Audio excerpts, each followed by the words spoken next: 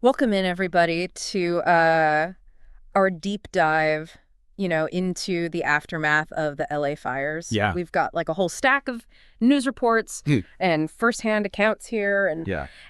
honestly, the initial numbers are pretty overwhelming. Herbs. But we're here to kind of like sift through it all, Yeah. try to find the most important pieces, Right. and hopefully uncover some glimmers of hope. Yeah, you know, absolutely. someday. I think what strikes me right away Okay. is not even just the scale of this thing. Yeah. 80,000 people evacuated, Crazy. 27 lives lost, a burn area 3 times the size of Manhattan. Yeah.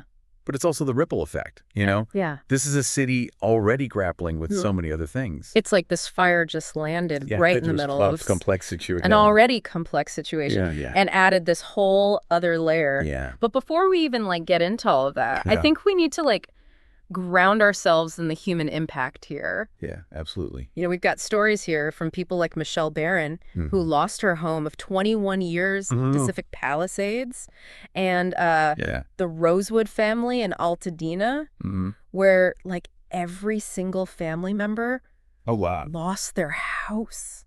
It's so important to remember, Yeah. behind all those statistics, behind the headlines, Yeah. about structures lost, there are actual people, Right. individuals and families Yeah. facing this just monumental task Yeah. of piecing their lives back together. Right. Michelle's story, for example, really got to me. Yeah. Just imagine losing 21 years worth of memories, belongings, everything you've built in a place. Yeah. I can't even fathom it. And then the Rosewood family, to have your entire support system. Right. Your whole network. Your family network just wiped out. Yeah. It's heartbreaking. It is. And their stories highlight one of the immediate challenges that so many people are facing right now. Yeah. And that's just the sheer logistics of displacement. We're Right. talking about thousands of people scattered all over, figuring out where to stay, how to access resources. Exactly. What are even their next steps? It's like a giant puzzle It is. where everyone's trying to find their missing pieces. Right. And as if that wasn't enough, Yeah. the reports highlight some pretty serious dangers Oh, yeah. lurking in all the debris. Uh-huh. We're talking asbestos, Mm-hmm. which I know is hazardous, Yeah. but I'll be honest, I don't really know much about it. Okay, so asbestos was very commonly used in older buildings, Okay. but it poses a huge health risk Okay. when it's disturbed, Uh-huh. like during a cleanup like this. Got it. Breathing in those fibers Yeah. can lead to serious lung diseases way down the line. Oh, cow. So cleanup crews, they have to proceed with extreme caution, Right. wearing all this protective gear, using all these special techniques, Okay. and it really slows everything down and makes it just way more complex. So asbestos is a big one. Huge. And then there's also the threat of landslides, Oh, wow. especially with rain in the forecast. Yeah. The reports mention one already happened in Pacific Palisades. Right, and those burned hillsides, Yeah. they're incredibly unstable. Right. All the vegetation that was holding the soil in place, Yeah. it's gone. Right. So even a moderate amount of rain could trigger significant landslides. Wow. Sending mud and debris, even boulders, Oh, my gosh. crashing down. Jeez. It's a risk to the cleanup crews Yeah. and anyone living near those areas. So it's like a whole other disaster waiting to happen Yeah. while crews are trying to remove tons and tons of debris Yeah. and make sure the storm drainage system can handle it all. Right. Talk about a logistical nightmare. It is. I mean, think about it. Yeah. LA's drainage system is designed to handle rainwater runoff from the streets Yep. and developed areas. Now you've got hillsides Right. that are completely stripped bare, which Yeah. means that water is going to flow Much faster. way faster. Carrying tons of sediment and Right. debris. Yeah. The system's going to be overwhelmed. Right. And all of this is happening while thousands of people are dealing with the trauma of losing their homes, Yes. the uncertainty of what comes next. Yeah. The reports mentioned the psychological impact of all of this is a major concern. Of course. Absolutely. I mean, an event like this Yeah. is incredibly traumatic. Yeah. We're talking about people who had to flee their homes Right. with very little warning, Yeah. who may have witnessed terrifying scenes, Yeah. who've lost precious belongings, Yeah. maybe even loved ones. Yeah. The emotional scars, they can Yeah. run really deep. They do. And, the reports mention Paradise, California, which was devastated by the Camp Fire back in 2018. Right. They say that only about 3,200 homes have been rebuilt out of the 11,000 that were destroyed. Mm-hmm. That's That's a stark reminder it is. of just how long this road ahead of LA is. It is. And Paradise is such an important case study. Yeah. It highlights not just the physical challenges of rebuilding, the debris removal, the construction, all of that, Yeah. but also the bureaucratic hurdles, Okay. the funding issues, Right. the emotional toll Yeah. that can drag the process out for years. Yeah, so if we look at Paradise as a kind of a roadmap, Okay. what are like the key takeaways? Okay. What can LA learn from their experience? One of the biggest lessons, Okay. and this is something that the reports touch on, Yeah. is the need for streamlined permitting processes. Okay. In Paradise, the rebuilding process was just bogged down by bureaucratic red tape. Yeah. It took people months, sometimes years, Jeez. to get the permits they needed to even start rebuild. LA needs to act proactively to prevent similar delays. Okay, so cut through the red tape. Exactly. Make it as efficient as possible. Yes. Any other key lessons from Paradise that jump out at you? Another crucial takeaway Okay.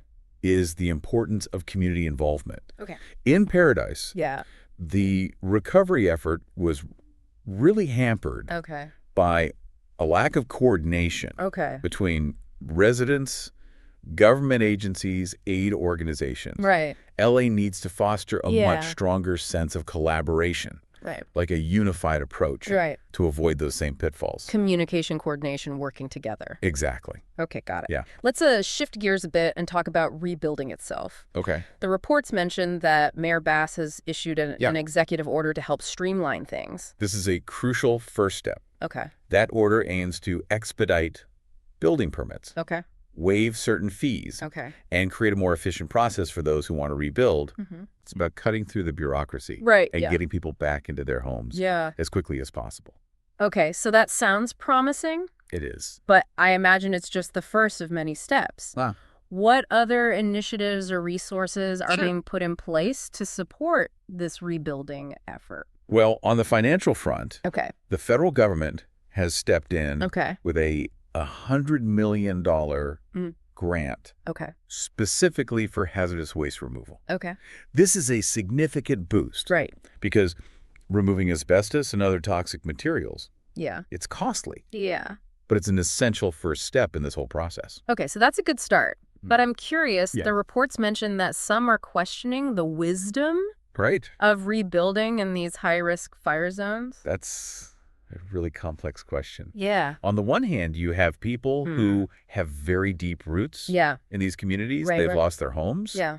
but they want to stay. Yeah. They want to rebuild what they lost. Right. And I understand that. Yeah. That desire to hold on Yeah. to a sense of place, a sense of belonging. Right. For people like Michelle Barron and the Rosewood family. Exactly. It wasn't just a building. No. It was filled with memories, Yeah. connections, a sense of history. Exactly. But on the other hand, Right. we have to acknowledge the reality Yes. of climate change. Yeah. These wildfires Mhm. are becoming more frequent, Right. more intense. Yes. So the question becomes, is it responsible The tough one. to rebuild Yeah. in areas that are increasingly vulnerable to these devastating events? It's like this tension It is. between individual desire Yeah. Yeah. and the collective good. Right.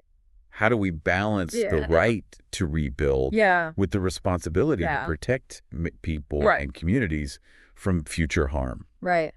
It's a tough question It is. with no easy answers. No. And it's a conversation It that is. needs to happen. It does. It needs to involve residents, Yes. policymakers, scientists, everybody, Absolutely. because we need to find a way forward We do. that prioritizes both individual needs and the long-term sustainability of these communities.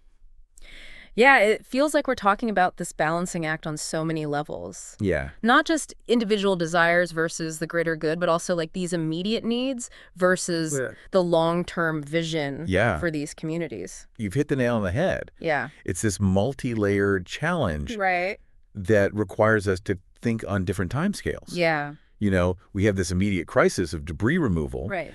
but we also need to be thinking about how we rebuild in a way that mitigates future risks. Right. Like we can't just focus on putting houses back where they were Darn. if those locations are now inherently more dangerous because of Exactly. climate change. Yeah. The reports mentioned fire-resistant materials and designs. Mm-hmm. Is that part of the solution? Absolutely. We have to move beyond traditional building practices and embrace innovation. Okay, so what does that look like? Well, think about stucco siding Okay. with fire-resistant additives Okay. or ember-resistant vents. Okay. These might seem like small changes, but they can really dramatically improve a home's ability to withstand a wildfire. Okay, so those are some specific examples. Yeah. Which is helpful. Yeah. What about community-level design? Are there things we can do on a larger scale? Yes, definitely. To create more fire-resilient neighborhoods? Wider roads for easier evacuation. Makes sense. Creating defensible space around homes. Okay. Strategically managing vegetation. Right. These are all crucial elements of fire-wise community planning. Yep. And we also need to rethink our relationship with the wildland-urban interface. Right. Those areas where development meets wilderness. Right. Yeah, it's almost like we need a whole new playbook for how we design and build in fire-prone areas. Yeah. But all of this brings up another question. Yeah. Who pays for it? Right. The financial burden is going to be immense. Yeah. The report suggests that the overall cost of this disaster could reach tens of billions of dollars. Yeah. Potentially making it the costliest fire in U.S. history. Yeah. And it's not just the cost of rebuilding homes, right? No, it's not. We're talking about infrastructure, businesses, public services. Exactly. Rebuilding goes way beyond just replacing structures. Right. It's about restoring businesses, community centers, parks, all the things that contribute to the fabric of a neighborhood. Right. And then you have the cost of ongoing support for those who've been displaced. Absolutely. Mental health services, job retraining programs. Yeah. It all adds up. Yeah. So who foots the bill? Yeah. Is it a mix of government aid? It's going to be a combination of government aid, insurance payouts, private donations. Yeah. That's where things get complicated. That is. Navigating insurance claims, applying for government assistance, dealing with the bureaucracy. Right. It's daunting. It can be. Especially for people who've already lost so much. Yeah, and the reports bring up the case of Pacific Gas and Electric in Paradise. Oh, yeah. They were found liable for starting the campfire. Right. And that uncertainty over their payouts to victims just added a whole other layer of stress to that whole recovery process. It's a cautionary tale. It is. Legal battles, financial disputes, these things can drag on for years, delaying rebuilding efforts, adding to the emotional burden on survivors. It's like this whole other layer of complexity on top of an already incredibly complex situation. Yeah. Yeah, and I imagine all of this just exacerbates existing inequalities. It does. Disasters tend to magnify existing social and economic disparities. Right. Those with fewer resources, less access to support networks, they often get hit the hardest and face the biggest obstacles in recovering. Right. So it's crucial that recovery efforts prioritize equity and ensure that everybody has a fair chance to rebuild. Absolutely. So in a way, this disaster becomes an opportunity to not just rebuild what was lost, but to build back better. Yes. To create a more equitable and resilient future. Precisely. And that's where I see a glimmer of hope amidst all this devastation. Yeah. This crisis has the potential to galvanize communities, to spark innovation, to force us to rethink how we live in a world that's increasingly impacted by climate change. I like that turning tragedy into a catalyst for positive change. Exactly. But I'm also aware that it's a massive undertaking. It is. And it's easy to feel overwhelmed. It is. By the sheer scale of it all. It is overwhelming. There's no denying that. Yeah. But I think it's important to remember that recovery happens in stages. Okay. It's a marathon, not a sprint. Right.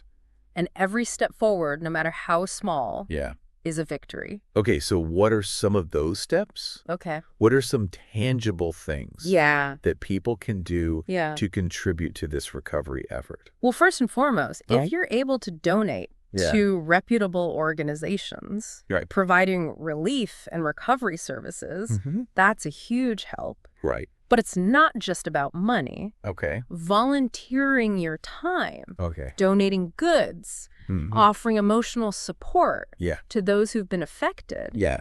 These are all valuable contributions. Okay. And it sounds like staying informed. Absolutely. Advocating for policy changes. Yeah. Holding our leaders accountable. Yes. Those are all ways to engage on a larger scale. Absolutely. Yeah. We need to keep the pressure on our elected officials to prioritize fire resilience. Right. To invest in preventative measures. Yeah.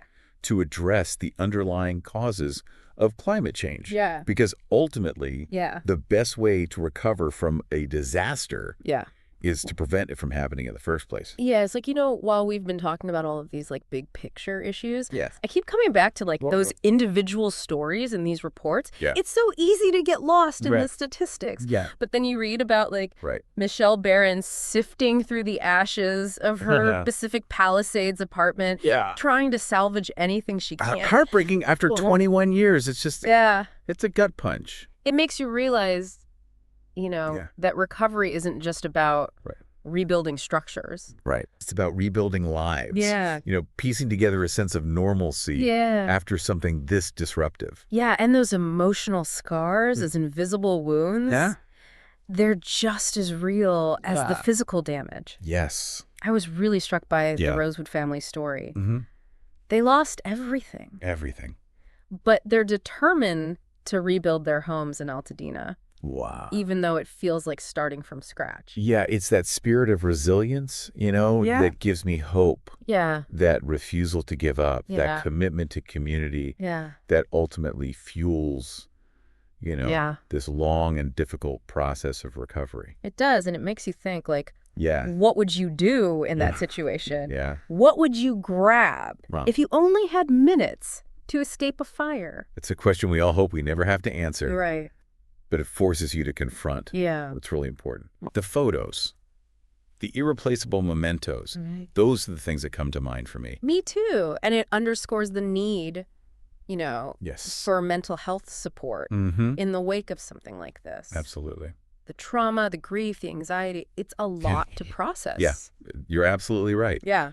These are not just material losses. Right. They're emotional and psychological losses. Yeah. The reports mention that FEMA is providing assistance with replacing essential documents, things like birth certificates, social security cards. Right. Which might seem like a small thing, but it's actually a crucial step in this whole thing. It's about restoring a sense of order. Of control. In a situation that feels incredibly chaotic. Right. Exactly. It's about those small victories that can help people feel like they're moving forward. Yeah. Even if it's just one tiny step at a time. And it's not just about government agencies either. Yeah. The reports don't go into a ton of detail. Yeah. But we've all seen the images. Yeah. Volunteers distributing food and supplies. Right. Neighbors helping neighbors. Yeah. Donations pouring in from all over. It's amazing. It's a testament to the power of community. Yeah. The way people come together to support each other in times of crisis. Yeah. It reminds us that even in the face of this immense tragedy, there's still kindness and compassion and hope. That's a beautiful thought. Yeah. So as we wrap up this deep dive into the aftermath of the LA fires, what are the key takeaways you want to leave our listener with? Well, first and foremost, I think it's just crucial to remember that recovery is a marathon, not a sprint. It's going to be a long and complex process with setbacks and challenges along the way. Of course. But we can draw inspiration from the stories of resilience, from the acts of kindness that we're already seeing. Right. Those glimmers of hope are so important to hold on to. And as we move forward, I think it's essential to embrace like a holistic approach to rebuilding. We need to address those immediate needs, housing, healthcare, economic recovery. But we also need to think long term. How do we rebuild in a way that is more resilient, more sustainable and more equitable? How do we create communities that are better prepared for the challenges of a changing climate? Those are big questions. They are. But they're questions we have to grapple with. We do. I want to leave our listener with this thought. As we rebuild, let's remember the stories of those who've been affected. The strength they've shown, the compassion they've inspired. Let those stories guide us as we create a future that is not only stronger, but also more just and compassionate. That's a powerful message to end on. Thank you. Thank you for guiding us through this complex and at times heartbreaking topic. It's been my pleasure. And to our listener, we encourage you to stay engaged. Absolutely. To continue learning and to find ways to contribute to the ongoing recovery efforts. Every act of support, no matter how small, can make a difference. Exactly.